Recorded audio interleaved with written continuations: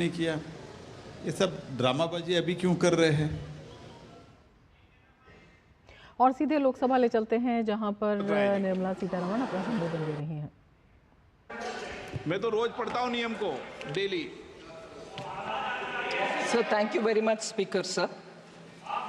And I thank every member of the House who has spoken and taken interest in the budget which has been presented here. Let me at the outset thank the people of this country for giving this government, headed by Shri Prime Minister Shri Narendra Modi ji, a historic third consecutive term in office. It actually reaffirms the faith the people have and the commitment with which Honorable Prime Minister is leading the country, and therefore building stability and coming up with people-centric policies. We shall all work together to build a Vikasit Bharat by the year 2047. I'm extremely humbled by the trust faith. I'm extremely humbled by the trust vested in me by Honorable Prime Minister, and it encourages me to work even harder to attain government's vision of Vikasit Bharat. I would like to thank all the members for having participated in this robust debate, and I'm trying here to address almost all the issues raised by the honorable members, and I shall go by issue, which would cover many members under each issue, but I'll try to name as many of them as possible. So just before I do the part where I'm responding to the honorable members, I would like to highlight some of the budgetary points, features, which is very important for us to understand where this budget fits in itself in the long path towards Vikasit Bharat. Sir, this budget actually draws upon what was mentioned in the vote on account. So essentially infuses into itself everything, almost everything said in the vote on account. And after that, of course, brings a newer addition towards making this year the first step towards the next 5 years leading towards Vikasit Bharat. So the continuity from the vote on account is something that I'd like to underline. The principle of governance has from 2014 been Sabka Saath, Sabka Vikas, Sabka Vishwas, and Sabka Prayas. And following that, we shall come forward and work together to make sure we overcome all the difficulties. The budget actually seeks to consolidate all the earlier accomplishments. It also outlines measures in order that we overcome the challenges, and two core elements have been highlighted. One is the social inclusivity, that is reaching out to all strata of the people in the society, and geographical inclusivity through equitable development for all the regions in our country. So we are taking a whole of nation approach and now seeking to make sure that we fulfill the aspirations of our people. So briefly, if I were to summarize on points which are meeting this objective that we have set before ourselves, is the expenditure of the government has actually grown exponentially. It is today 48.21 lakh crores. It is projected to grow by about 7.3% over 23-24 and 8.5% over pre-actuals of 23-24. We call it pre-actuals, although with the final figures are almost there, because it has to be certified and audited, we give the nomenclature pre-actuals. But they are close, actually close to the real REs. Within the total expenditure, sir, one feature which has marked India's growth story post the COVID, it is the capital expenditure which the public money with which we are building assets, meaning government's own expenditure to build assets, to build capital expenses are the ones, capital expenditure is the one which has actually enabled us to come out of COVID, whilst many other countries in the world are doing very many different things. But yet, this one tested formula of depending on the multiplier which comes out of spending on public expenditure, spending on capital expenditure through public money, has actually yielded us such results that post-COVID, consistently we've maintained high growth rate, and we are the fastest growing in the world as a result of this very clear government's approach. And in that total expenditure of 48.21 lakh, 11.11 lakh go for capital expenditure.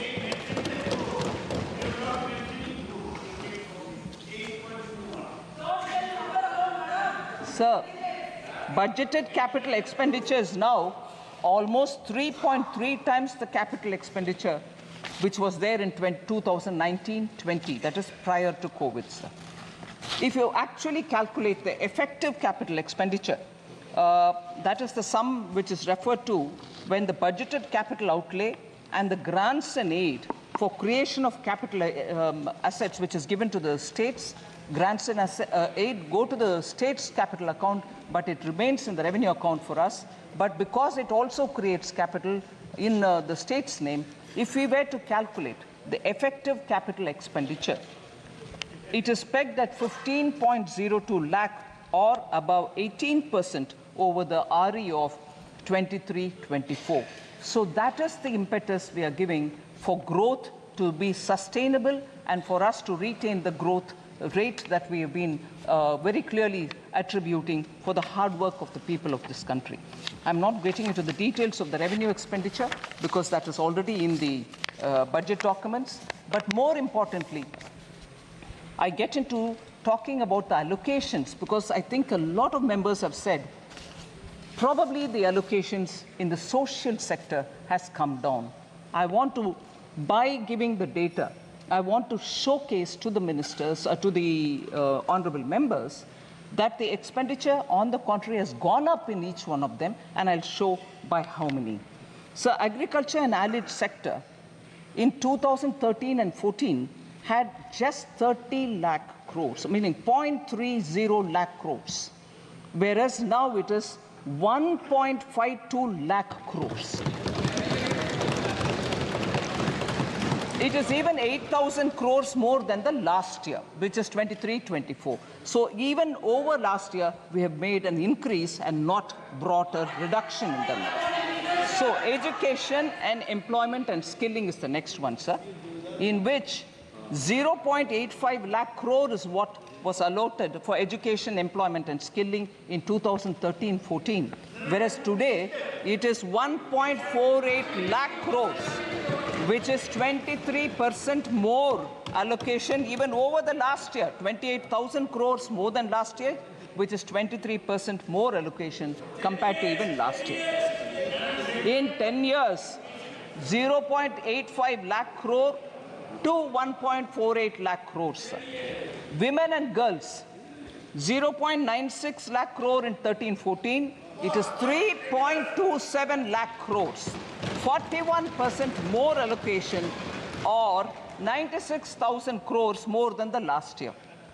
Rural development, including infrastructure, sir, 0.87 lakh crore, and this year, that is 2013 and 14, whereas this year it is 2.66 lakh crores, which is 11.7% more allocation over the last year, 28,000 crores more than the last year.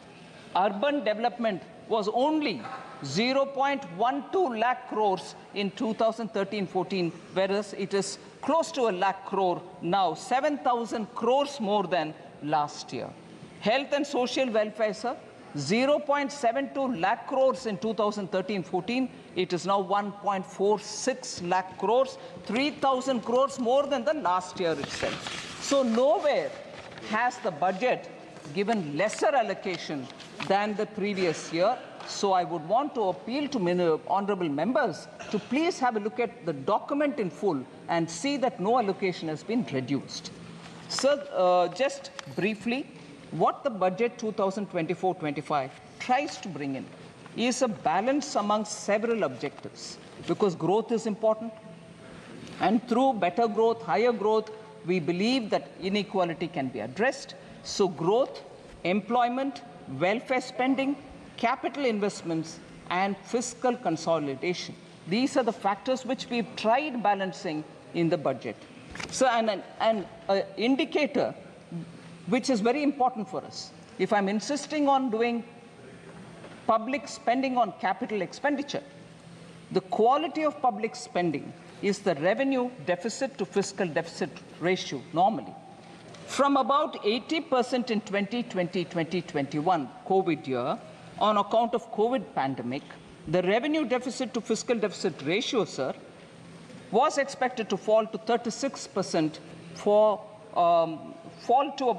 was very high, whereas it is now fallen to, it is expected to fall to 36% in 24-25, and therefore reflecting the fact that expenditure is going towards quality asset creation. No one can refute this data, sir. These are all available in public domain. And the other thing which is an important indicator is, I had promised in this House, sir, 21-22, that the government would endeavor to attain fiscal deficit to GDP level below 4.5% by the year 25-26, from an unprecedented high of 9.2% in 2020-2021. We have kept completely to the trajectory projected. We have not deviated from it. We are complying by that fiscal deficit trajectory given by me. Even today, you see that we've gotten close to the 4.6. Actually, this year, we have clearly given 4.9 as the fiscal deficit. So we are keeping our word on that. India's exceptional post-pandemic economic recovery to become the fastest growing economy over the last 3 years is truly magnificent.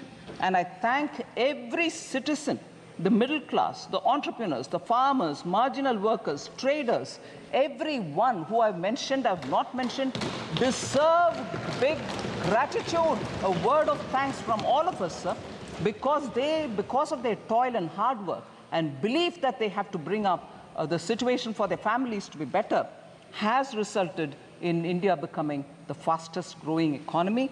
And how many nations, may I ask this year, how many nations have achieved this balance through the budget since post-COVID to retain that growth, ensure that this balance happens and continues that sustainable growth momentum? So at least these sort of things which have to be remembered for the sake of thanking our people, I would like to highlight these as the last few years' achievement of this government and entirely thanking the people of India.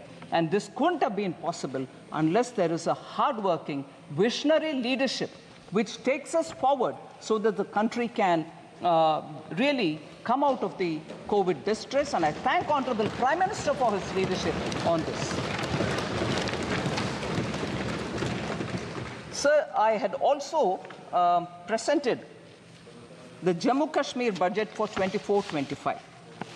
I'm happy to inform that the concrete steps that have been taken to enable the Union Territory to break free from the fetters of the past, namely the legacy of fiscal distress which has been inherited from the erstwhile state. We have provided substantial financial support, and I'll give the number, 17,000 crores in the union budget of the UT of J&K this year. It includes 12,000 crore towards financing the cost of Jammu Kashmir Police. That's a burden we want to take on our shoulders so that J&K has more flexibility to spend money for developmental activities. And the additional central assistance of 5,000 crore has been provided. With this support, I expect the GSDP ratio, fiscal deficit to GSDP ratio of the Union Territory would be somewhere, and I'm estimating it, somewhere in the range of 3% for the year 24-25. The public finances of the Union Territory are now back on the rails, and they're now able to focus on developmental activities much more than ever before. And the fiscal prudence is the biggest spirit with which the welfare activities are being taken up without any compromise on Sabka Saath, Sabka Vikas. So, because Jammu and Kashmir budget was particularly of interest to some of the members, I would like to respond to the members as well, much before I go to responding to members on the general budget. Sir, some members of J&K have raised questions about unemployment rate in J&K. Mia Altaf MP and also Honorable Member Aga Syed Ruhullah Mehdi. They have raised issues about unemployment, and I would want to put it on the record of this House. Unemployment rate, that is for the age group of 15 to 59 years, has actually come down for J&K from 6.4% in 2020-2021 to 5.7% in 21-22 to 4.4% in 22-23, sir. So there is a reduction in the unemployment rate in J&K.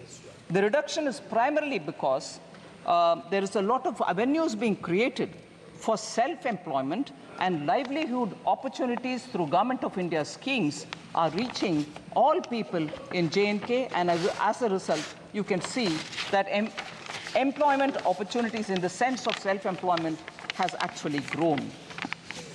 So again, Honorable Member Mia Altaf had raised this issue about the works that were undertaken by the Union Territory government for the welfare of tribals. I'll certainly like to say, sir, there are about 9 important things which need to be highlighted.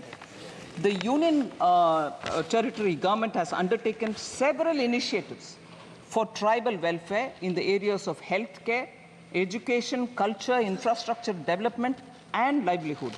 After 2 decades, actually, forest rights were granted to tribal communities.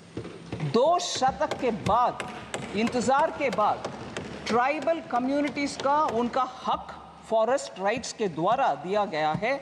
5,943 forest right certificates have been issued to the tribal people.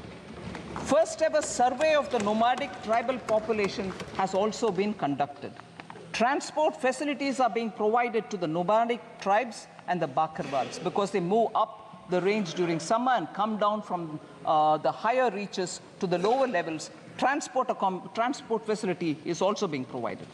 Transit accommodation is provided to migratory tribal communities. Again, the communities which move from colder to slightly warmer regions in winter, including community kitchens, medical and veterinary dispensaries, and community toilets. All these have been provided for the migratory tribal communities. Professional coaching centers, scholarships, skilling for 48,000 tribal youth, 8 new hostel buildings, 285 smart schools, 6 Ekalavya residential schools have all been developed in the Union Territory of Kashmir. 80 schools to be transformed into smart schools in the tribal areas. That's a very important step forward, and it will benefit tribal children. 186 tribal villages are being developed under the PM Adi Adarsh Yojana, so helping tribal communities. Tribal Research Institute is being developed in Srinagar, and these are some of the very specific measures being taken by the government, and I hope the Honourable MP has got substantial information on the question that he asked. Sir, now I come to the general budget, in which I go by issues in which many members of parliament have spoken, so I've clubbed together members. The first issue I take up is members from the opening speaker, Kumari Shelja, Professor Saugata Roy, Hebe Eden, Dr. T. Sumati, Charanjit Singh Channiji, and many others have all spoken about how there is a threat to cooperative federalism. Only few states have been given the benefits in the budget. Sir, I'm very sure, I would like to humbly state this, I'm sure all the members know that in a budget speech, if a state is not named, it doesn't mean that no money goes to them. And therefore, that was a misleading campaign, which, being in the opposition, unfortunately, a lot of members did speak about. It pains me to know. It pains me to know that they could say that if you're not mentioned in the budget speech, your state gets nothing at all. Sir, I would like to I'd like to tell you, Honorable Speaker, sir, from 2004-5, sir, 2004 to 5 onwards. First of all, I'll say बाकी राज्यों को क्या है वगैरह, but I'll first say some things. Sir, कोई भी माननीय सदस्य बैठे बैठे कोई भी टिप्पणी करे तो आपको उसका जवाब नहीं देना। ठीक है सर। बिना permission. Sir,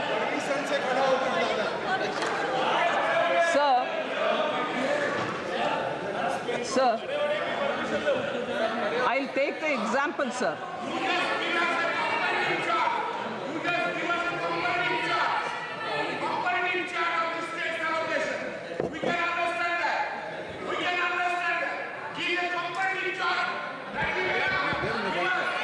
Sir, I'd like to compare. Sir, I'm picking up on the budget speeches since 2004-5, 5-6, 6-7, 2007-8, and so on, sir. 2004-5 budget did not take the name of 17 states. I like to ask the UPA government members at that time, did money not go to those 17 states? Did they stop it? Then if they stopped it, they have every business to ask this question. I presume they didn't stop money going to those 17 states because they didn't name it. So when it is one thing for them, it's all right. When the same thing happens somewhere else, no, it's not all right, you've deceived. 17 states were not named in 2004-5. 18 states were not named in 2005-6. 13 states were not named in 2006-7. 16 states were not named in 2007-8. Money didn't go to them.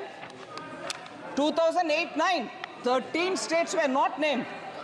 2009-10, 26 states were not named. 26, which means only 2. Sir, oh yes, sir, if we are being blamed that only 2 states were named and the other states are not getting anything, 2009-10 budget had only 2 states, Bihar and Andhra Pradesh, and no other state. What does that mean then? It's all right when you do it. You didn't give money to those states which you didn't name.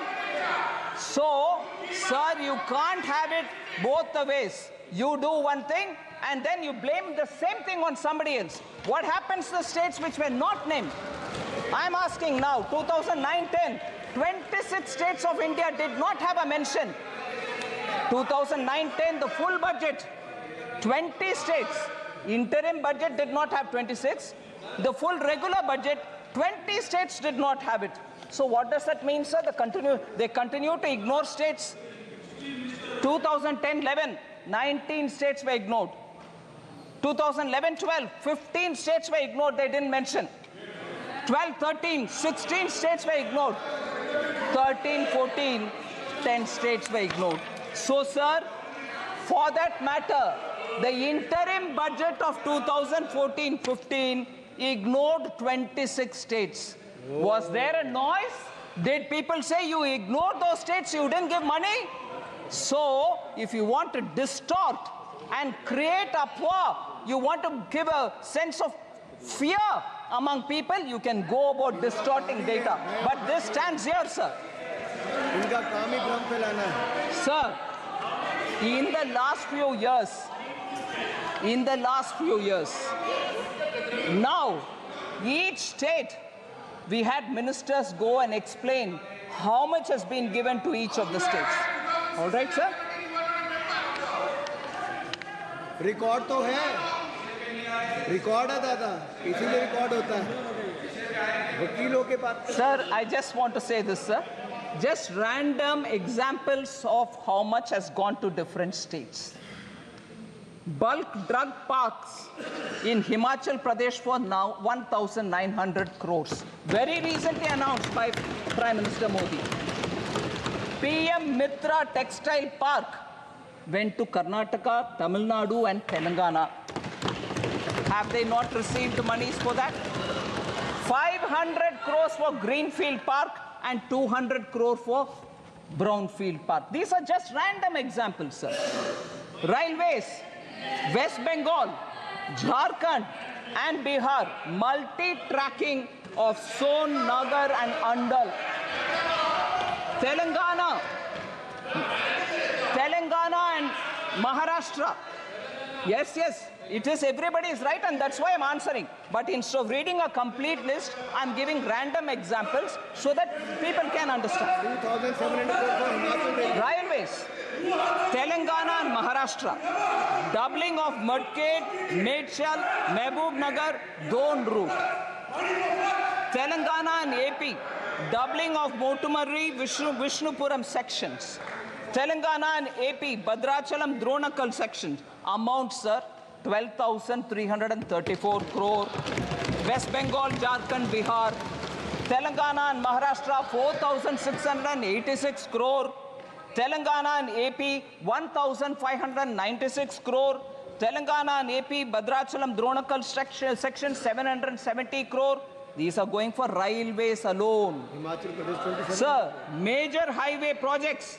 Kerala, major highways projects.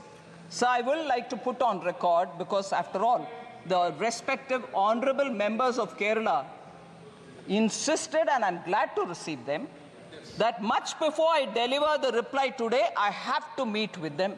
It was an all-party delegation. I happily met with them. I have no problems. I will address issues also that we have stated, and let it go on record that all the MPs came and met me before I gave the reply. I have no hesitation, sir. And there is no vanchana to any state. Nobody is being denied any money. So, India's first, sir, Kerala I mentioned, NH 66, Kappirikadu, Edappalli in Thrissur district. 9,667 crore major highway project, Kerala. Sir, major money comes na, 9,606 ongoing. Money comes or not? So, Mukkola junction to Kerala, Tamil Nadu border, 1,148 crore. Sir, J&K, Punjab, Haryana, Delhi, Amritsar, Katra road project, 18,000. Sir, kindly, Honorable Speaker, sir, J&K, Punjab, Haryana, Delhi, Amritsar, Katra road project, 18,274 crore. Sir, again Kerala, sir. India's first transshipment port. All of us happily celebrated when a very big vessel reached Virinjam port. Kerala government, Congress government gave it.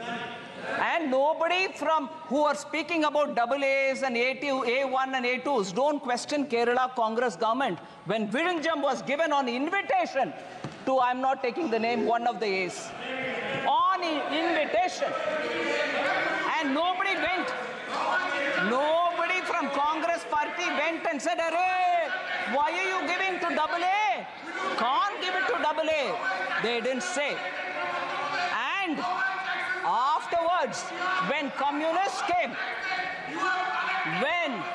when Communist Party came to power in Kerala, even they did not disturb it.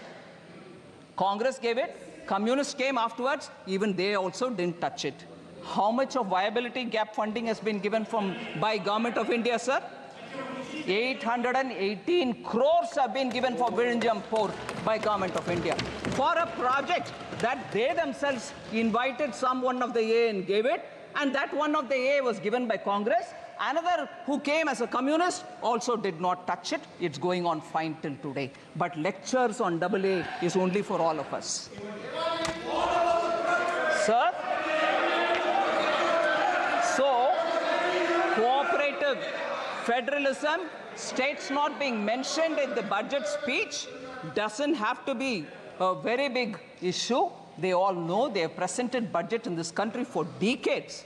But when it is a ordinary chai wala OBC leader who comes to become prime minister and he does administration well, you then have a problem. Arey, kya ho rahi hai? Is he doing well? No, no, we'll have to protest. This will not work out, sir. People are seeing this game.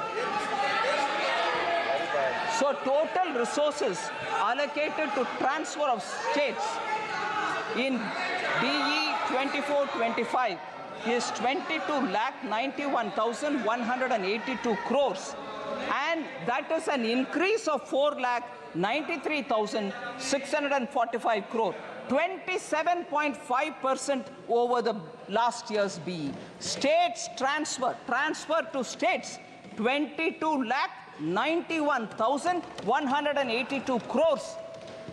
Sir, you know the size of the budget, and rightly, that much which is due to go to the states are going on time. Then, of course, sir, I've spoken about the criticism about not mentioned in the budget speech. I don't want to elaborate. There are other things. Agricultural allocation has come down, and legal guarantee for MSP. This also has been spoken by more than 20 speakers. Honorable 20 members have spoken. I'll just elaborate. I know Honorable Minister Shivraj Ji has been answering a lot of questions related to agriculture in the last few days. There may be some repetition in my statement, but I'd like to highlight. So the budget allocation for the Department of Agriculture and Farmers Welfare was only 21,934 crores in 2013-14. 13-14 में 21,934 crore rupees ही था agriculture के लिए allotment. मगर अभी 24-25 में वो बढ़ करके 1,23 लाख को 1.23 लाख crore हो गया है. 5 गुना increase है, sir. Sir, more than 3.2 lakh crores have been disbursed to over 11 crore farmers under the PM Kisan since its launch. 3.24 lakh crores has been disbursed for 11 crore farmers. So institutional credit targets for agriculture has increased more than 2.5 times. 2014-15, it was 8 lakh crores. Now it is 20 lakh crores. किसान को ये पैसा institutional credit मिल रहा है. Interest subsidy is also being given to kisan. It has increased 2.4 times. 2014-15 में 6,000 crore interest subsidy के साथ किसानों को लोन मिलता था बैंक से. अभी वो बढ़ करके 14,252 crore से सर इस साल 23-24. Number of accounts of small and marginal farmers availing agricultural loans has grown from 57% to 76%. 14 में 57% लोन agricultural farmers लेते थे. अभी 76% लोन ले रहे हैं सब्सिडी के साथ. इसीलिए ये नंबर और बढ़ेगी क्योंकि हमारे प्रयत्न किसान के साथ अच्छा चल रही है sir. Sir, also a committee has been constituted some time ago to look at how the CACP cost, agricultural commission for agricultural cost and prices can work better so that किसान के लिए जो भी सुविधा मिलना चाहिए उसको बेहतरी तरीके से मिलाने के लिए कैसे काम करना उसके ऊपर एक कमेटी काम कर रही है. Sir, I want to highlight, if anything, I think many of our speakers have already said this, but I'd like to highlight this point, sir. Today, sir, the Congress Party and the India Alliance partners are all doing good lot of politics on the farmers. I'm saying it with consideration, sir. I'm not speaking loosely. The National Commission on Farmers, MS Swaminathan, had recommended in 2006 minimum support price should be at 50% more than the weighted average cost of production. This was not accepted by the UPA government. The cabinet note, which was drafted in July 2007, said, and I quote, sir, MSP is recommended by the CACP on objective criteria considering the variety of factors involved. Therefore, setting an increase of at least 50% on the cost may cause distortion in the market. In some cases, there may be a mechanical linkage between MSP and cost of production per producer.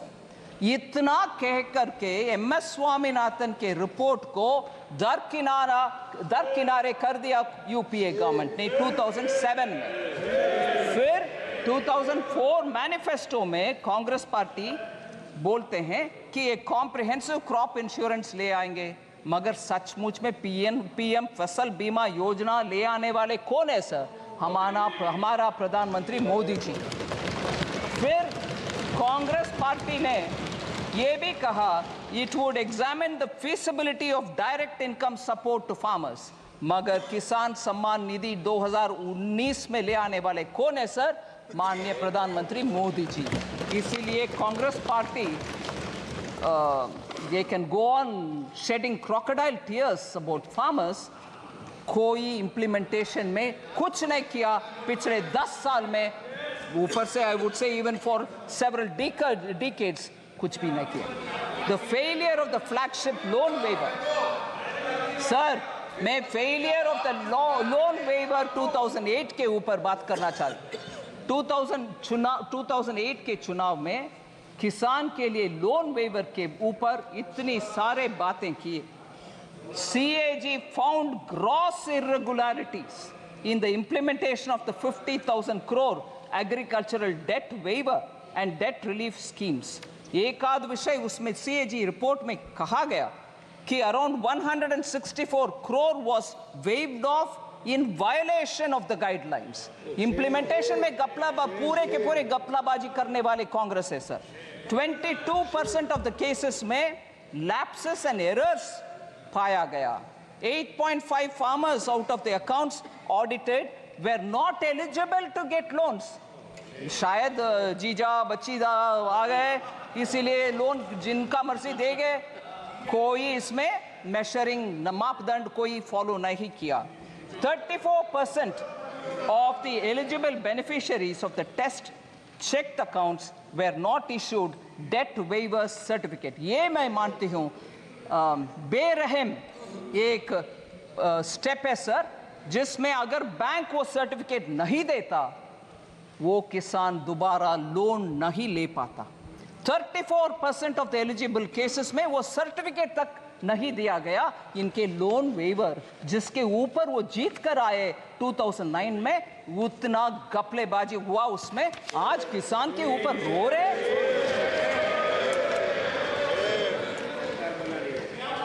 Sir, unemployment के ऊपर 15 honourable members ने बात किया.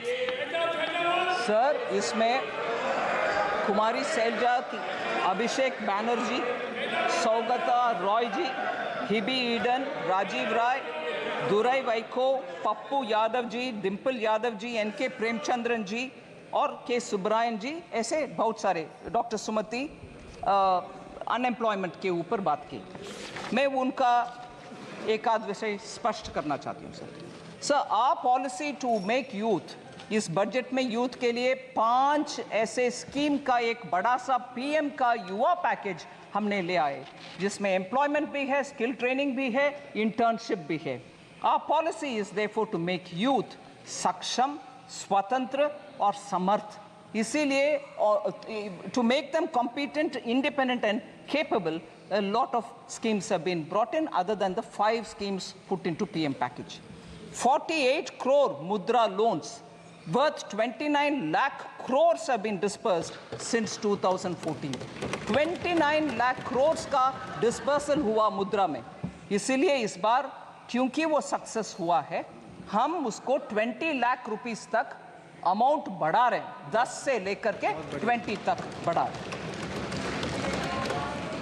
मैं ये 5 scheme के ऊपर ज़्यादा बोल नहीं रही हूँ sir, but I want to say UPA era में जॉबलेस ग्रोथ के विषय में एक विषय हाईलाइट करना चाहती हूँ सर. आरबीआई के क्लेम्स डेटा जो पीरियोडिकली हमें इकोनॉमी के ऊपर पिक्चर देता है, वो एम्प्लॉयमेंट यूपीए के इरा में, मतलब 2012 to 13 में और 13 to 14 में टोटल एम्प्लॉयमेंट एक्चुअली डिक्लाइन हुआ है. ये वो जिक्र करता है आरबीआई की report.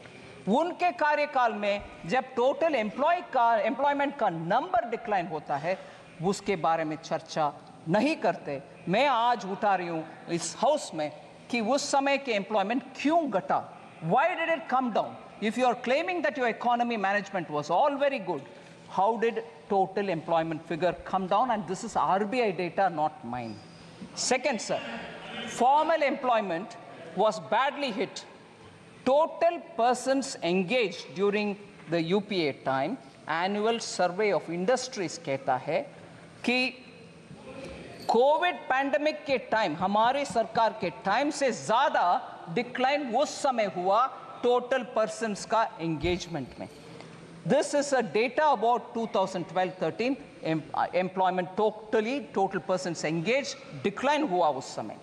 Sir, we want to highlight the fact that the annual periodic labor force survey reports show that the labor market indicators for persons in the age group of 15 years and above has steadily improved under Prime Minister Modi 2017-18 to 2022-23.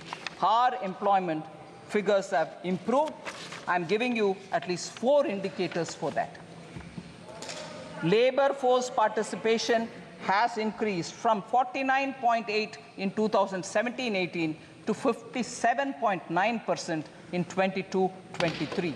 Labor force participation number. इसमें women labor force participation has risen to 37% in 22-23 from 23% which was in 2017-18. Women का participation भी increase हुआ. Youth the unemployment rate has declined from 6% in 2017-18 to a low of 3.2% in 22-23. Youth unemployment for the age group 15 to 29 has declined sharply from 17.8% in 2017-18 to 10% in 22-23. So the last point on this employment debate, sir, SBI research report, which was released in July 2024, said India created 12.5 crore jobs between 2014 and 23 compared to only 2.9 crore during the UPA 10 साल. 2.9 crore UPA के 10 साल में, मगर अभी 12.5 crore हमारी 10 साल में sir. So employment के ऊपर बार बार गलत फहमियां प्रचार करना ये छोड़ दें, क्योंकि डेटा उसके खिलाफ है.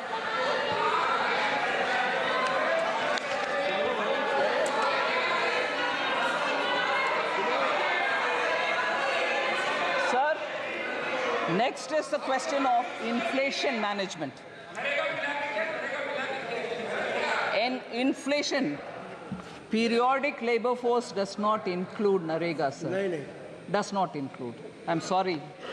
No comfort on that. Sir.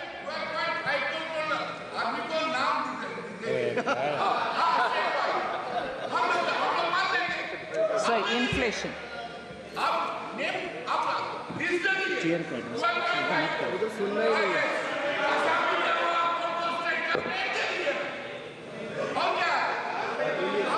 Sir, inflation, sir.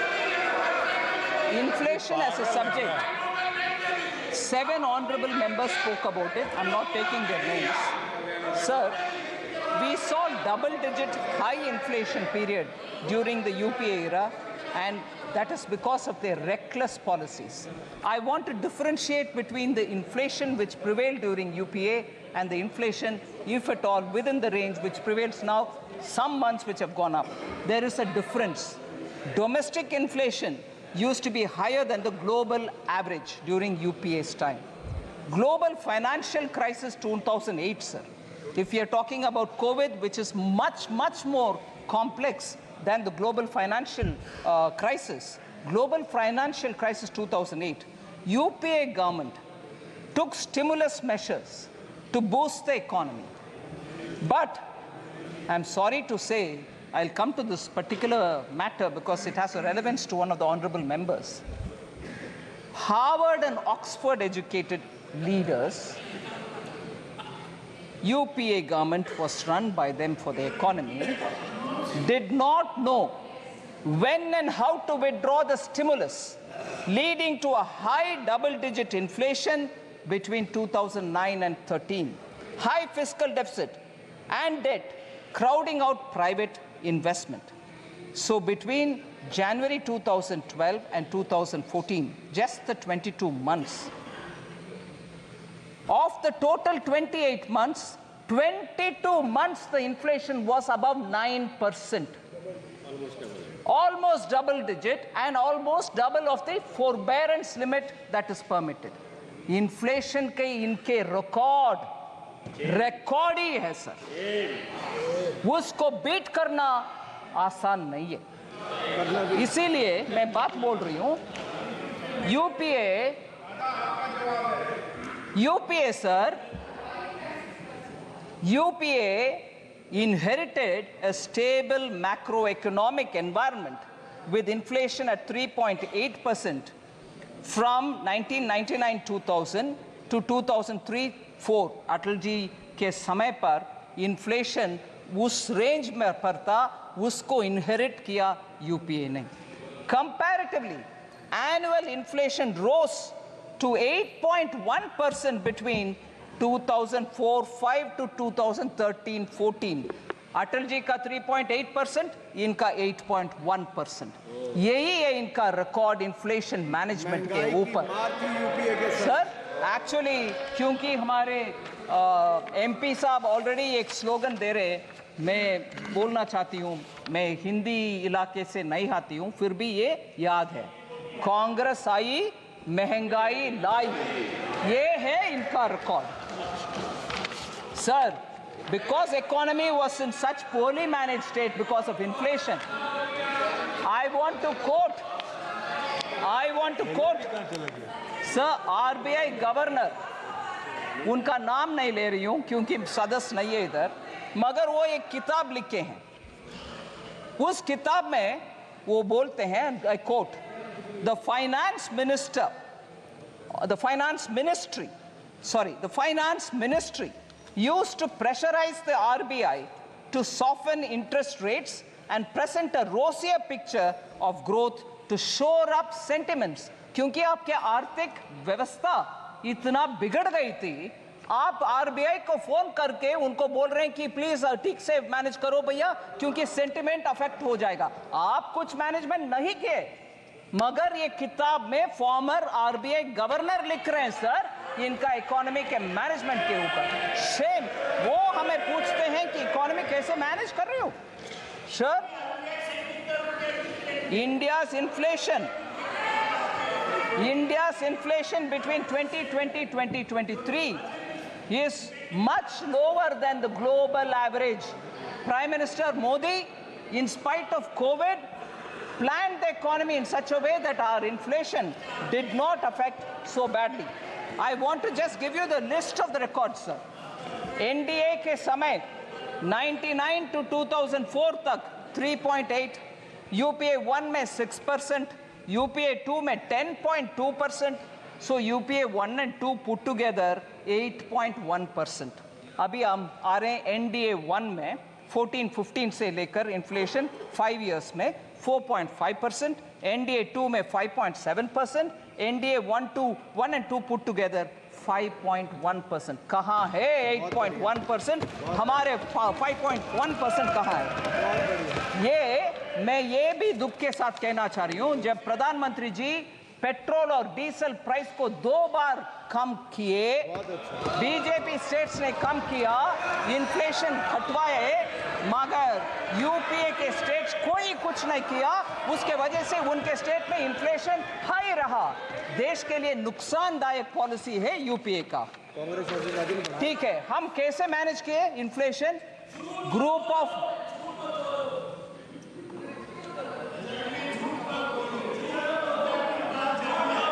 Sir, NDA government कैसे मैनेज कर रही? ग्रुप ऑफ मिनिस्टर्स के द्वारा इन्फ्लेशन को मॉनिटर करते हुए सप्लाई साइड का हर स्टेप हर बार उठाते हैं।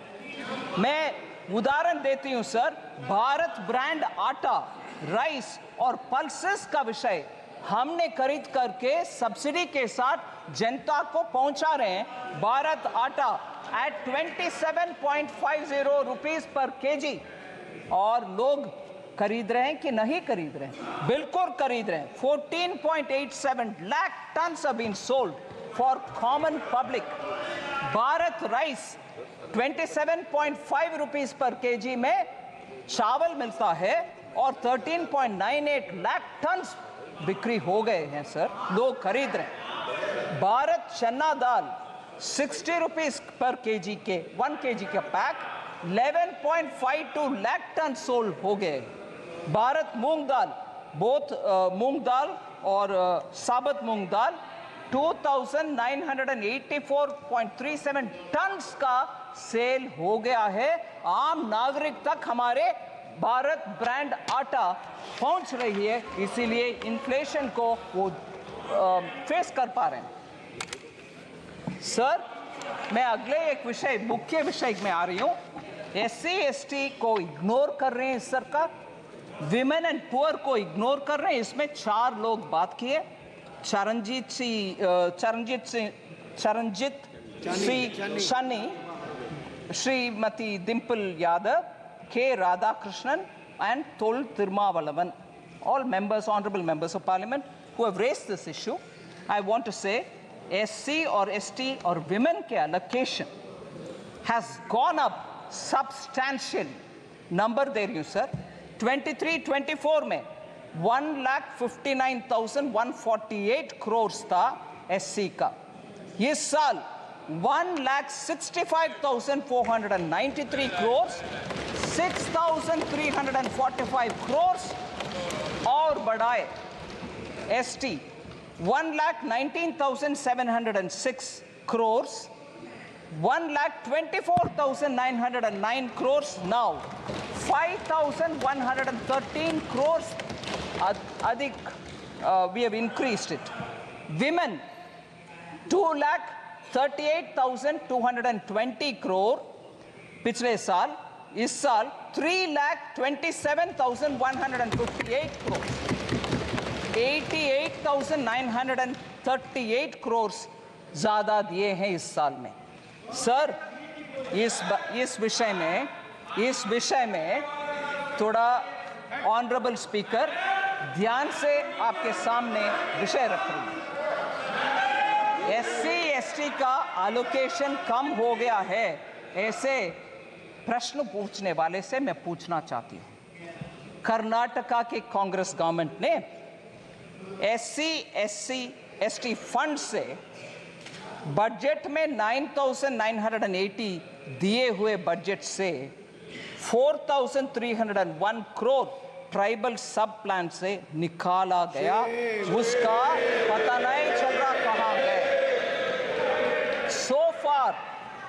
So far of the total, Karnataka government has spent 2,228 crore, including 1,587 crore from the SC ST sub plan and 641 crore from the tribal sub plan specifically. God knows where this is going. Because this has been questioned in Karnataka itself by the leader of the opposition and the media. I want to ask, माननीय former chief minister Charanjit Channi ji, आपके leader से बात करिए, कर्नाटका में जाकर के SC का हालात के ऊपर प्रश्न पूछिए। इधर पूछने का आवश्यकता नहीं है, उधर कांग्रेस गवर्नमेंट में हो रही है इतनी सारी घपला। फिर कर्नाटका से एक और विषय सर, जरूर मैं मानती हूं कांग्रेस में एससी के विषय में बात करने वाले हर नेता कर्नाटका आज ही जाए, पूछ ले कि क्या हो रही है। एससी के पैसा को निकाल करके प्राइवेट अकाउंट में डाला जा रहा है, किसी को मालूम नहीं हो रहे। एससी के ऊपर इधर लेक्चर हो रही है। वाल्मीकि विषय, कर्नाटका महर्षि Valmiki scheduled tribes development corporation scam, बड़ा सा स्कैम सर। इसमें सर विषय देख लीजिए, कितना इंटरेस्टिंग बात। Normally government stands up to say no गपला, क्या आरोप लगा रही हो, सॉरी, ऐसे बात करने के लिए सरकार के पक्ष में से खड़े होते हैं। मगर उधर नाम नहीं ले रहा हूं, मुख्यमंत्री जी खड़े होकर के बोल रहे हैं, अरे भैया वो 187 करोड़ नहीं है, सिर्फ 89 करोड़ से जो गपला है, मगर not 187 crore but only 89 crore. ये देख लीजिए क्या कॉन्फिडेंस, यही कांग्रेस है। गपला करो फिर आर्ग्यू करो, बोलो कि 189 नहीं है भैया, जस्ट 89 है, छोड़ दो। एससी का पैसा सर, एसटी का पैसा सर, दोनों उधर गपले हो रही है, मगर इधर एससी के ऊपर लेक्चर हमें दे रहे। एससी के ऊपर चीफ मिनिस्टर पंजाब के प्रश्न पूछ रहे।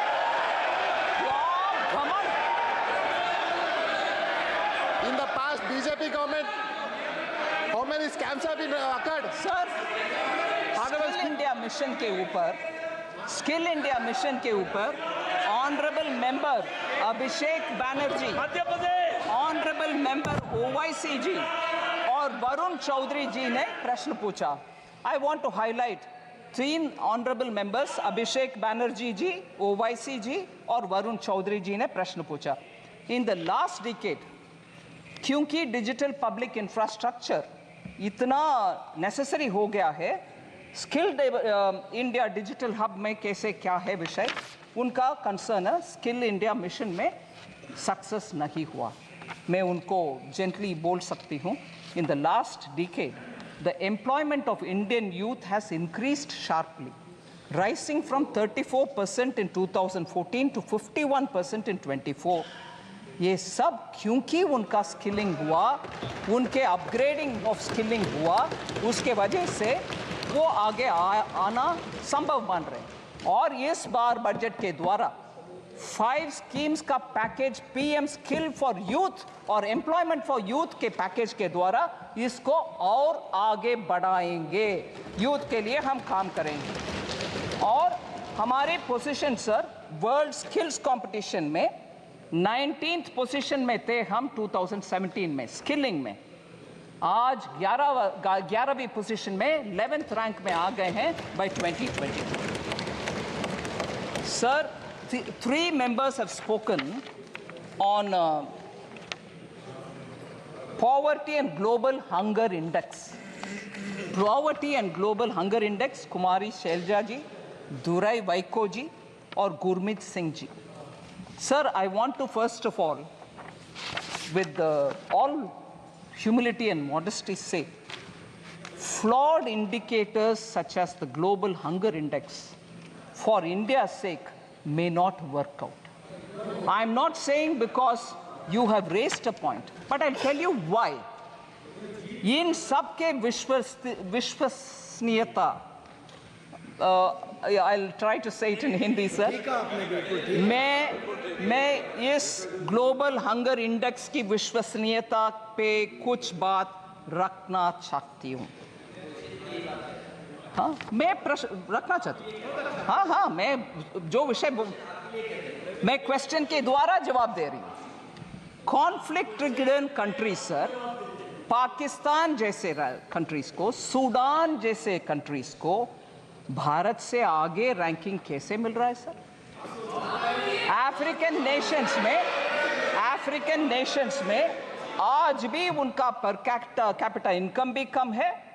फिर पाकिस्तान में आज तक आटा के क्यों, मैं I am not saying it in a sense of you look at them they are suffering, no, I don't want them to suffer, but it is a reality. Today they are not able to obtain even basic food. Here 80 crore लोग के लिए भारत देश में मुफ्त में हम अनाज दे रहे हैं, फिर भी हंगर इंडेक्स में हाई है। ये कैसे ये विश्वसनीयता स्थापित करेंगे? Sir, household savings will do. Household savings at 50-year low, while household debt has been increased. Sri Honorable MP Abhishek Banerjee ने ये प्रश्न पूछा। Sir, year-wise accumulation. This is very interesting data, sir. I request the honorable members to kindly pay attention to this fact. Net financial savings of the household sector from 8.32 lakh crores in 2013-14 has risen to 14.616 lakh crores in 22-23. Net financial savings of the household sector. This is an increase of 70%. Household savings in the form of physical assets. Bank में fixed deposit में cash रखना एक चीज है, मगर घर खरीदना या घर में विस्तार करने के लिए कमरा बनाना वो अलग विषय है। Today, in the form of physical assets, sir, construction of houses or other immovable properties increased from 14 lakh crores in 2013-14 to 35 lakh crores in 22-23. It clearly indicates a shift of savings in the form of physical assets rather than in the form of financial assets. The registered investor base at the National Stock Exchange has tripled from March 2020 to 2024 to 9.2 crores of Indians 31 March 2024 tak. So, potentially translating into 20% of India's households now are channeling their household savings into financial markets. ये हम ध्यान में रखना चाहिए sir.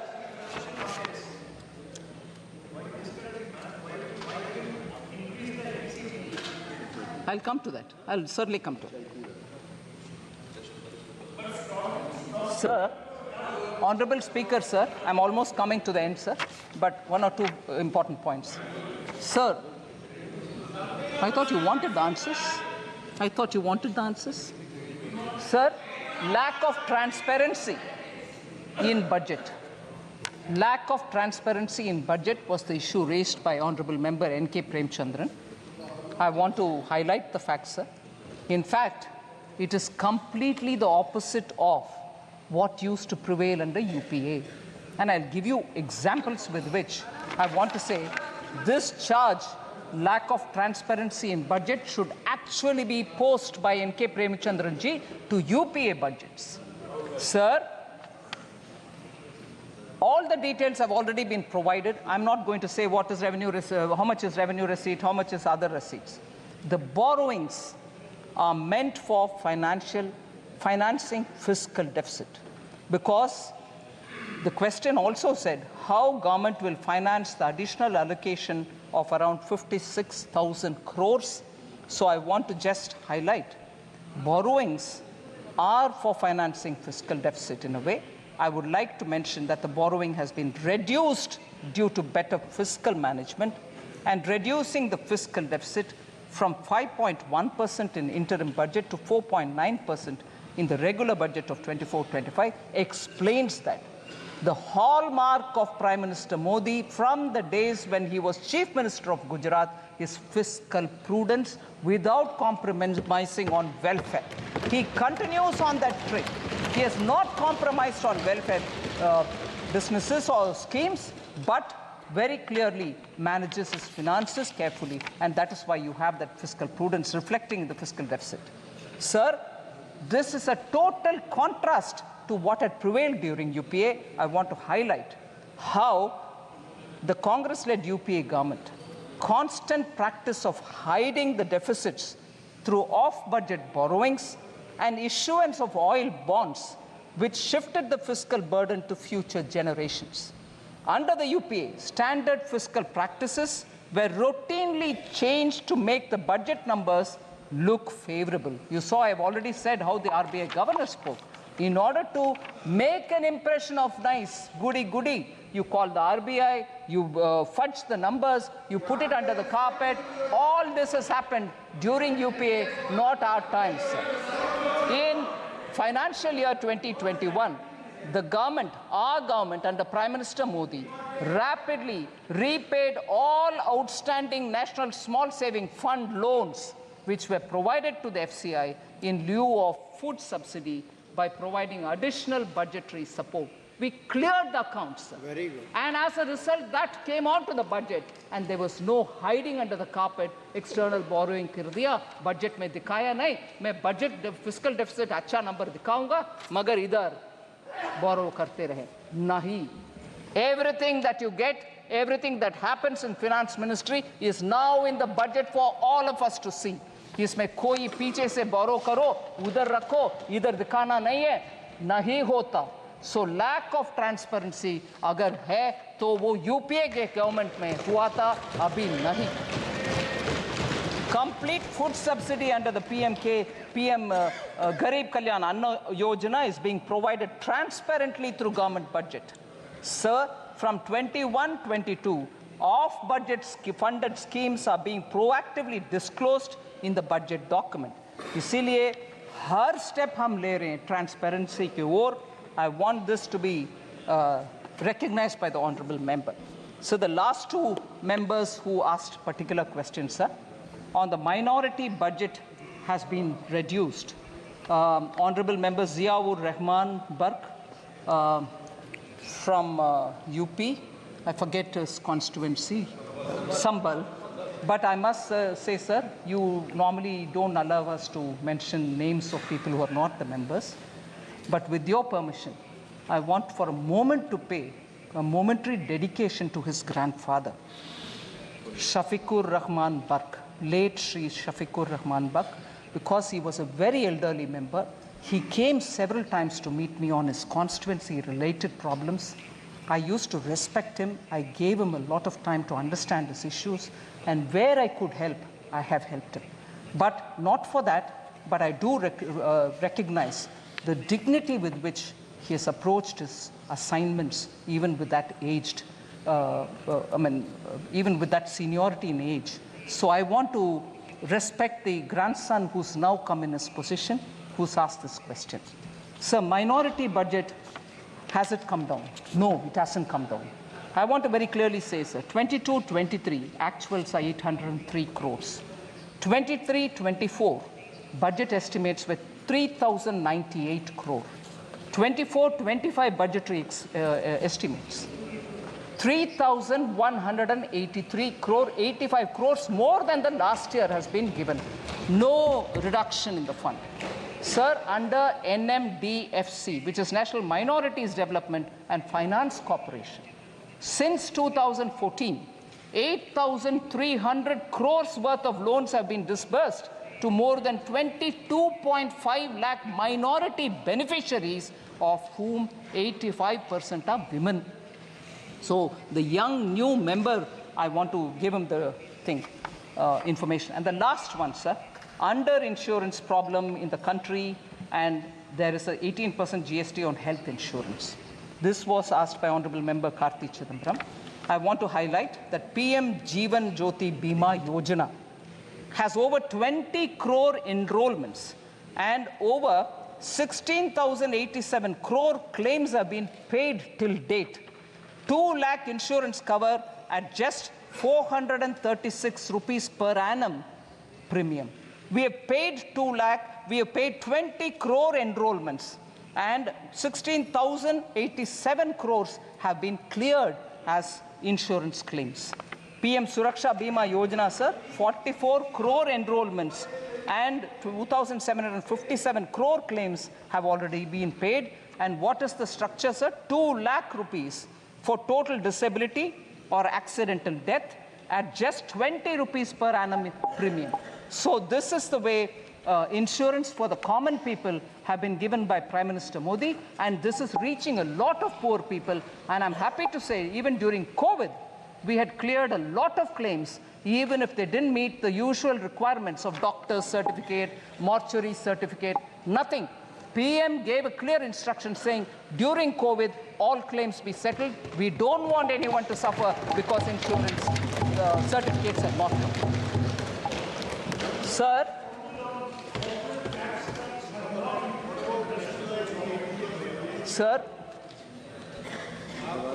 this is not something I very much would want to speak about, but there are 1 or 2 things which I need to highlight before I come to the last 2 points, sir. Professor Saugata Roy has raised a lot of issues, but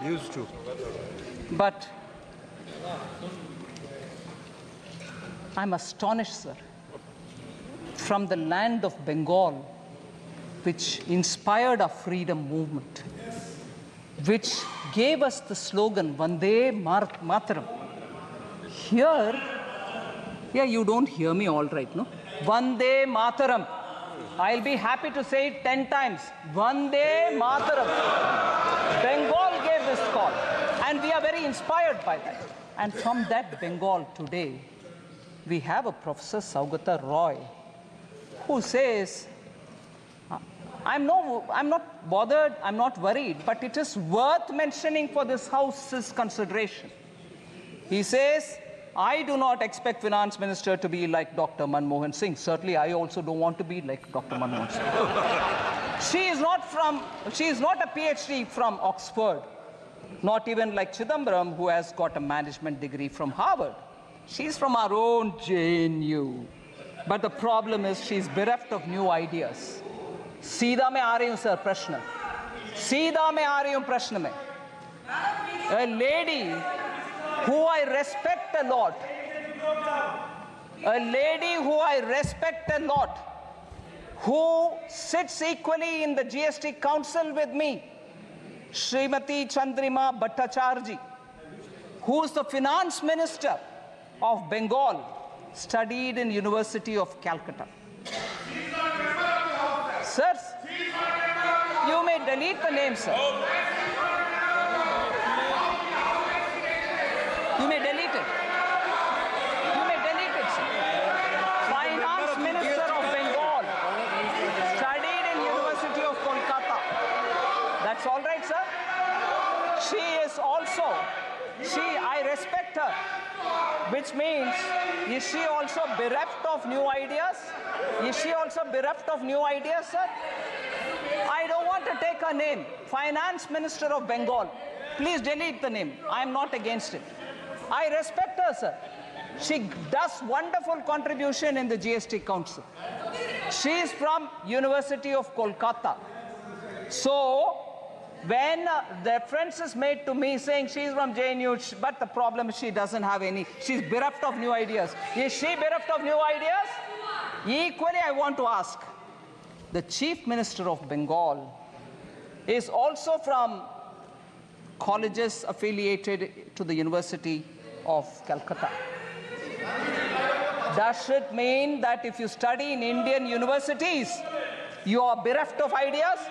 She is a fighter who's leading the state for so many years. Next chauvinist comments. Sir?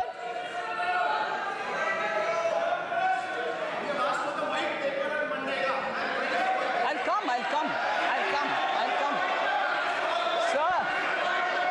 Sir, I'm astonished when we talk about the Chief Minister's qualification and saying that she's a good Chief Minister who's fighting. We are from Indian universities. Whether it is Chief Minister of Bengal or myself, we are all from Indian universities. In what way we are less to the Harvards of the world, the Oxfords of the world? I want to ask this question to the main chauvinist professor who seem to be attacking women, and even worse, He's a professor in one of the Indian colleges. He is not teaching in Harvard. He is not teaching in Oxford. So is he also equally not so qualified? A professor in Indian university demeans people who have got qualification from Indian universities, sir. Professor Saugata Roy, please be ashamed of yourself. Sir, even worse. He says in 1920, the inequality, sir, the inequality in India was less in 1920 than it is now. It's a statement professor made. I can't believe this statement. Sir, Bengal suffered under the British. We all see the images of skinny, starved, bone and skin Indians, Bengal people who were starved by the British, and the entire grain of West Bengal was taken to fund the war. People were photographed sitting skinny with bones and skin, and that Bengal was better in equality than now. What a shameful statement to make. In this house, inequality was better under British than now. What a shameful statement to make. Now I come to talking about Bengal's economy, sir. I'll give all the white paper they want. Sir,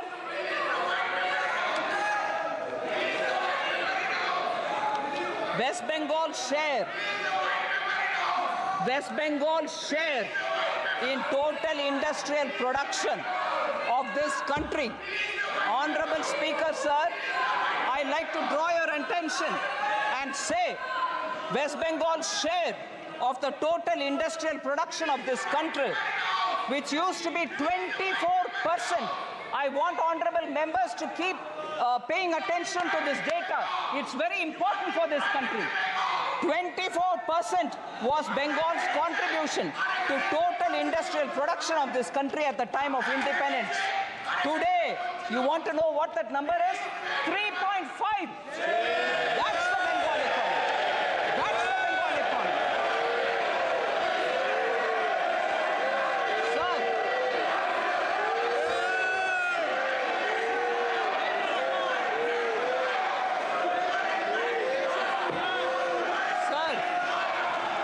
there's been a downward trend in the gross capital formation.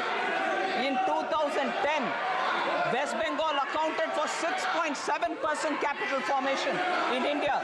Now it accounts only for 2.9%. They want a white paper. I'll give a white paper. I will definitely give a white paper. This is the performance of Bengal's economy, sir. सभा की कार्रवाई आज 8 बजे तक बढ़ाई जाती है। The state of West Bengal, sir, attracts less than 1% of the total Indian FDI. अगर आप सवाल पूछोगे तो जवाब सुनना पड़ेगा। आपने सवाल किया तो जवाब देनी है वित्त मंत्री जी।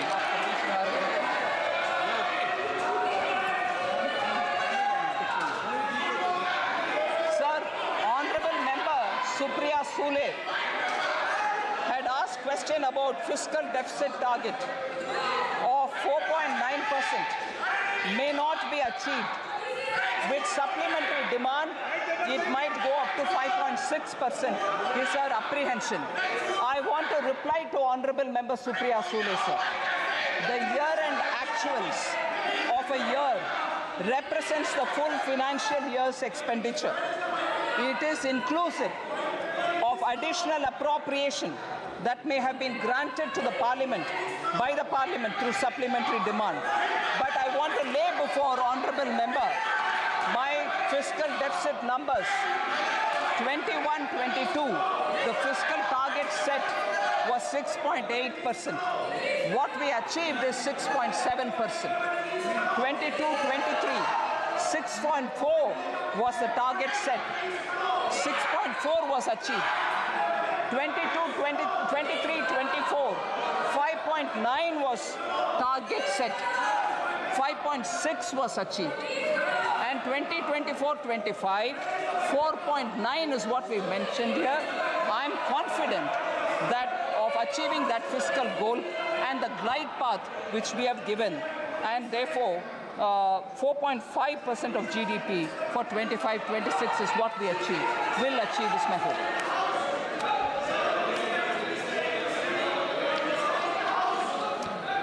Sir, before I come to the conclusion, there's one I will come to the conclusion with, but before I come to that, sir, I want to highlight the fact. माननीय सदस्य, नेता प्रतिपक्ष, प्लीज आसन के पीठ पेट कर नहीं बैठते। संविधान नेता प्रतिपक्ष हो जाने से अकल कहां से आएगा? Sir, this is an important issue I want to raise, sir, before I come to the conclusion. Sir, today, when we are discussing the journey of Viksit Bharat, I want to draw your attention towards a very serious issue. To make India develop, it is necessary for the country to have big economic and strategic power. But if there will be instability and anarchy in the country, the journey towards Viksit Bharat will become more difficult. This is a huge challenge for us. And as a nation, we have to understand where the problem is. India's social fabric, parliamentary traditions, economy, and the armed forces are all four being severely attacked. We have united our diverse society through the hard-working people of this country over the generations. After independence, sir, our constitution was put in place, and it has put in place several arrangements to keep the society united. But today, through a conspiracy, the fault lines of our society are being exposed. Mistrust is being created against each other in the society through fallacies, lies, and deceit. Sir, efforts are being made to create such a situation that even a spark will lead to a lot of conflict. Similarly, the attacks on the armed forces are also being intensified on some pretext or the other, or one pretext or the other. Efforts are being made to divide the army and the soldiers. The strength of the army is its discipline and unity. As a part of a conspiracy, sir, this strength of the army is being challenged. Whatever is happening today regarding Agniveer is a part of this conspiracy. I'm afraid to say this. Apart from the society, parliament, army are all under attack, and even the economy is being attacked. When the people of India have really struggled to come out of COVID and are building a society on their effort. We as people representing them in this house at least should recognize the hard work of our people and not undermine India as a country which is growing at this rate. So entrepreneurship itself is being made a villain, sir, which is a shame. Hard-working entrepreneurs are building this country. The conspiracy is to end India's entrepreneurship culture, even if before it fully blooms, and thereby hitting at the Indian core backbone, which is the entrepreneurship, small and medium units, and enterprise is what is building India. Negativity is being spread in society towards all those who do business. And this hatred for business and wealth creators is spilling everywhere. There is a conspiracy to send a message to the entire world that India is not safe for investors, sir, and this is not good. Rumors are being spread that Indian institutions cannot guarantee security to foreign investments, which is really a sad situation, sir. Strategic instability, economic instability and political instability. Some forces are working to create this kind of an image of India, and we should all fight together that this kind of instability building people should be told a lesson. There is a huge nexus. There is a huge nexus behind this, which is carrying out this conspiracy from the streets and even to the parliament. No debates without protests, which are aggressive protests are happening. You don't even hear answers which are being given. And I'm sorry to remind this honorable house that when the honorable Prime Minister stood up to speak, at most disruption happened and people did not want to listen to him. They were screaming, but parliamentary institutional maryada ke upar unse first lecture aata hai. Jab all over the well, they had people standing and people were forced or nudged or cajoled to say, go into the well, protest. Sir, institutional respect, we have to keep it. Every countryman has come together to fight this conspiracy. We have to be alert, sir. And I take this opportunity to say this. Sir, the last matter, sir.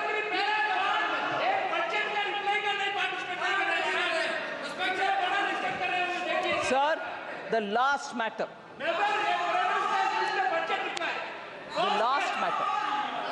The last matter, sir. Halwa. Okay? We should talk about it. Sir, it pains me, sir. It pains me, actually.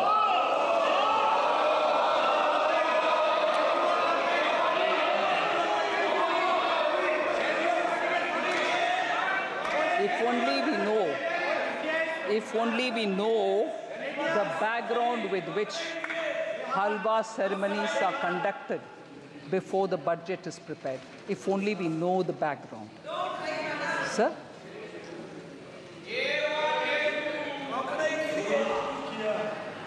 If only we know the background of why halwa ceremonies happen, sir. It's a very important phase where actually in this country halwa ceremonies have been happening for a very long time. माननीय मंत्री जी कब से हो रही है ये भी बता दो आप। मैं बोल रहे हैं सर, मिंटो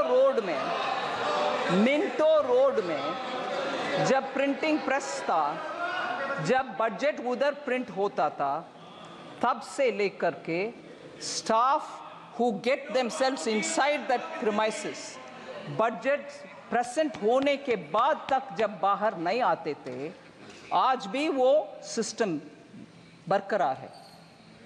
वो लोग अपने आप, क्योंकि अंदर जाने के बाद till they can't come out till the budget is read, on their own used to organize halwa making, क्योंकि भारत में एक ट्रेडिशन है, कोई भी अच्छा काम शुरू करने से पहले नींबू मीठा। At that time, sir,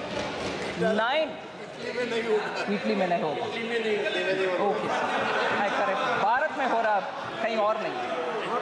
sir, Navratri meaning 9 nights and 8 days पुराने ज़माने में they used to stay inside only, no phone, no contact, no landline. If anything, one officer who was given the power to come in and go out, he would convey the message.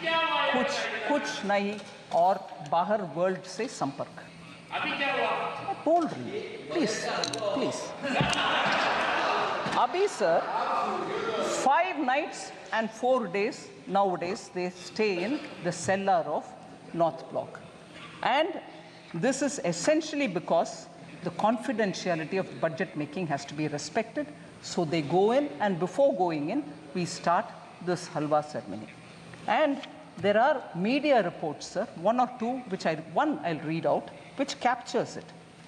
Halwa ceremony, sir, one media report says, and I quote, "It serves as a recognition for the hard work and dedication of the Finance Ministry officials and staff who have been diligently preparing the budget documents.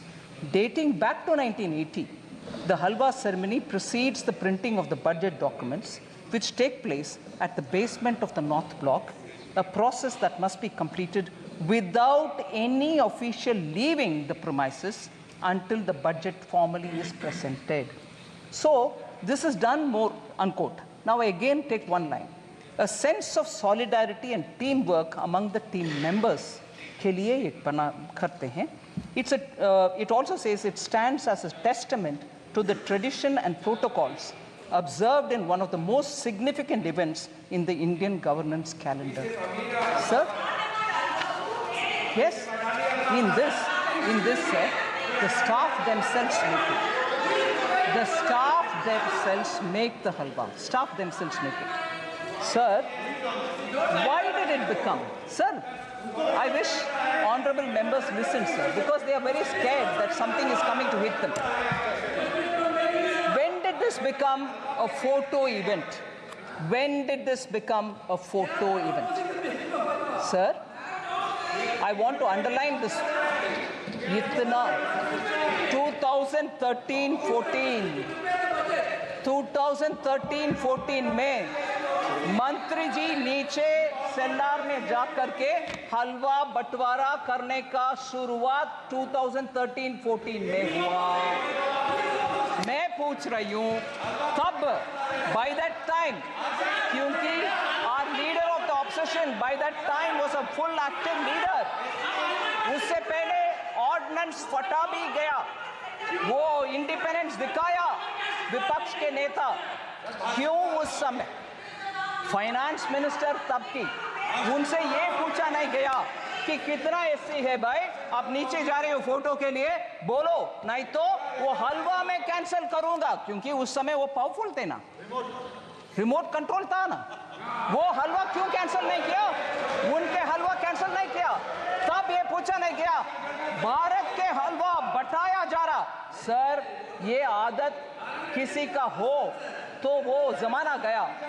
मलाई खा करके इस देश को छोड़कर या parliament को छोड़कर लोग गए. लोग वोट करके मलाई खाने वाले को दिखाया रास्ता, चले जाओ, आप सत्ता में बैठना नहीं है. वो जमाना गया. मगर उस समय के फाइनेंस मिनिस्टर से ये पूछा नहीं गया आप नीचे जा रहे हो बंटवारा करने के लिए, हलवा बंटवारे करने के लिए, आपके साथ कितने एससी हैं, कितने एसटी है, कितने ओबीसी है, वो पूछा नहीं है. उस समय के ऑफिसर्स लोग के स्टैटिस्टिक्स गणना नहीं हुआ, मगर अभी पूछा जा रहा है. इसीलिए मैं बोल रही हूँ इस देश में लोगों को बंटवारे करने में कुछ षड्यंत्र के साथ इस प्रश्न पूछा जा रहा है. Sir, it's a shame. मैं इस मौके पर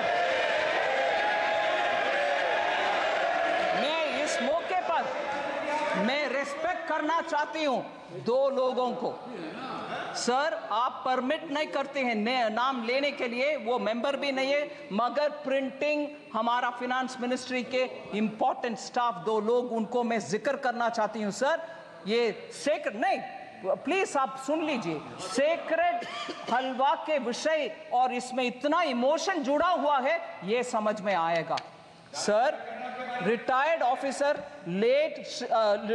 ऑफिसर उनके पिताजी गुजर चुके थे जब वो अंदर पहुंच गए और बाहर आने का कुछ नहीं है possibility. Shri Kuldeep Sharma ji deputy manager थे प्रेस का, उनके पिताजी का देहांत होने का विषय उनको अंदर होने के बाद मिला. फिर भी सर वो कमिटमेंट देखिए, वो जब तक फिनांस का बजट डिक्लेयर हुआ तब तक बाहर नहीं आया. मैं उनके सर झुक करके नमन करती हूँ. ऐसे लोग हैं सर, उधर उनका सेंटिमेंट है हलवा बनाना और बंटवारा करना. उनको नीचे दिखाना अच्छा नहीं है, नीचे दिखाना अच्छा नहीं है. दूसरा मैं बोल रही हूँ, श्री सुभाष अभी भी है प्रिंटिंग प्रेस में. वो भी अंदर जाने के समय उनको मैसेज आया, उनके सुपुत्र का देहांत हुआ सर, मगर वो बोले नहीं, मेरा जिम्मेदारी, क्योंकि हलवा के सेरेमनी हो गई, मैं अंदर आ रही हूँ, इससे I will not come out. ये है सेंटिमेंट उधर, हलवा बनाना और अंदर जाना, पूरे कर्तव्य निभाना और बाहर आना. इसको नीचे दिखाना सही नहीं है सर.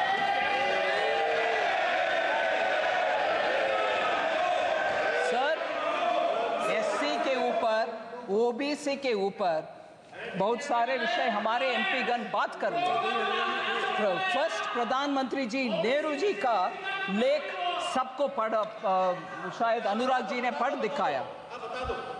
नेहरू जी ने 27 जून 1961 को लिख रहे हैं, I quote, sir, I dislike any kind of reservation, more particularly in service. I react strongly against anything which leads to inefficiency and second-rate standards. Unquote. Sir, that is Pandit Jawaharlal Nehru, the first Prime Minister of India. Okay. Next, sir. खाका खालेकर commission के report 1955 में जब recommendation आ चुका था, तब से लेकर के कांग्रेस पार्टी के हर गवर्नमेंट उसको दरकिनारे कर दिए। बैकवर्ड कमीशन के कोई कुछ सोच नहीं था। In 1980, Mandal commission report was submitted to Shrimati Indira Gandhi, तब के prime minister. Even she didn't touch it. And तब के कांग्रेस के नारा में बोल रही हूं sir, my Hindi is not very good, but I'll still say it. What was the slogan? ना जात पर ना पात पर मोहर लगाएगी हाथ पर। सो जात तब नहीं है, पात नहीं है, मगर अभी बोला जा रहा है जाति जाति। कितना लोग हलवा में थे, कितना लोग हलवा फोटो में थे, कितने नीचे पे थे। तब अगर आपने सही इसको तभी ले आते तो ओबीसी ऑफिसर आज सेक्रेटरी लेवल तक पहुंचने का मौका था। You stopped it sir. No, even worse sir, शायद अनुराग जी ने नहीं बताया, मैं एक और कोटेशन पढ़ना चाह रही हूं sir. Rajiv Gandhi ji, late Prime Minister Rajiv Gandhi ji gave an interview to Alok Mehta in March 1985, a senior journalist. In that interview, former Prime Minister about OBC reservation says this, quote कर रही हूँ sir, no promotion of idiots in the name of reservation.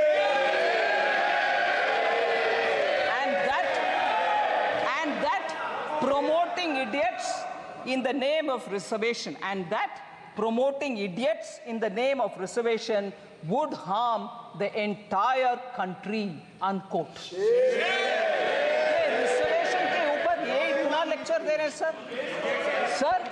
Ambedkar ji cabinet से निकल करके he said I don't want to be in this because there is no justice for backward communities or for SCs. उनके चिट्ठी, ये सब विषय लंबा सा चिट्ठी सर, मगर वो रेलेवेंट पैराग्राफ में पढ़ रही हूं। So he said, quote, I will now refer to another, second in brackets, matter that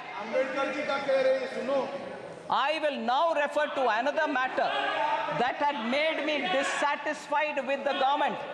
It relates to the treatment accorded to the backward classes and scheduled castes. I was very sorry that the Constitution did not embody any safeguards for the backward classes.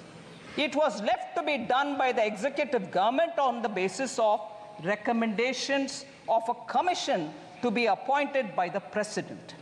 More than a year has elapsed since we passed the Constitution, but the government has not even thought of appointing the commission, unquote.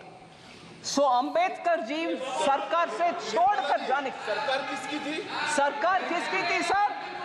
First government under Pandit Jawaharlal Nehru, the first Prime Minister. इनके दादा परदादा के बयान ये सब है sir. आज ये रिजर्वेशन के ऊपर और SC/ST के ऊपर बात करते हैं। मैं प्रश्न पूछना चाहती हूँ सर। अभी अखिलेश जी, नेताजी, लोहिया जी इंग्लिश में बोलते हैं सर। अरे लोहिया जी, नेताजी खिलाफ तो सब है। इंग्लिश में बोलते हैं चैरिटी बिगिंस फ्रॉम होम।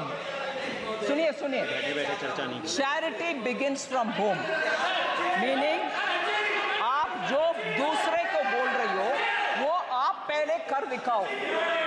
मैं पूछ रही हूँ सर, राजीव गांधी फाउंडेशन में कितने एससी हैं, कितने एसटी हैं, कितने ओबीसी हैं? क्योंकि बाहर के वाले लोगों का नाम पढ़ना नहीं है, 9 लोग हैं, कोई एससी नहीं है। Charity begins at home sir. आप पहले आपके व्यवस्था सही करो, एससी को दो, फिर आकर हमसे पूछ लो भाई। ये बोलो सर। फिर दूसरा एक उदाहरण देती हूं sir, Rajiv Gandhi charitable trust, उसमें 5 लोग हैं बोर्ड ऑफ ट्रस्टीज में, नाम नहीं पढ़ रही हूं सर, मगर मुझे एक भी एससी नहीं दिखा।